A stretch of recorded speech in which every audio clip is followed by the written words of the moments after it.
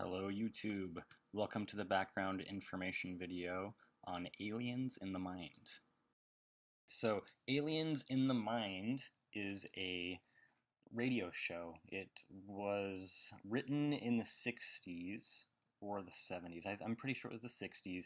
I think it aired in the 60s, possibly the 70s.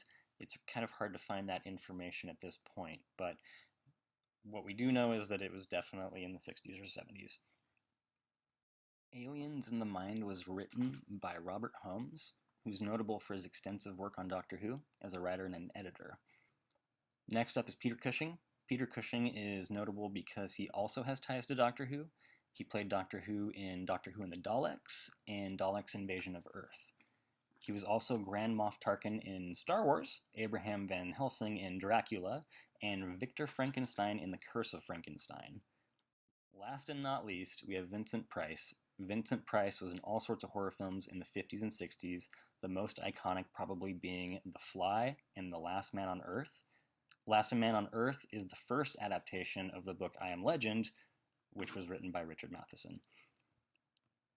Okay, I guess maybe those two aren't the most iconic, but they were the two that stood out to me. He was also in like some Edgar Allan Poe stuff, like The Pit and the Pendulum, back in like the 50s or 60s. So there's that too. Then he also played Egghead in Batman, the TV series, and he routinely started egg throwing fights on the soundstage, which is kind of weird, but I thought that was pretty funny, so I decided to share that. And then the last thing that I think that he did that was really iconic was the creepy voice in Michael Jackson's Thriller, and I'm guessing that that just had to do with his extensive work in like horror films and that kind of thing. And that's pretty much it. If you don't know what I'm talking about, here's a quick clip of that because it's pretty creepy. So here you go.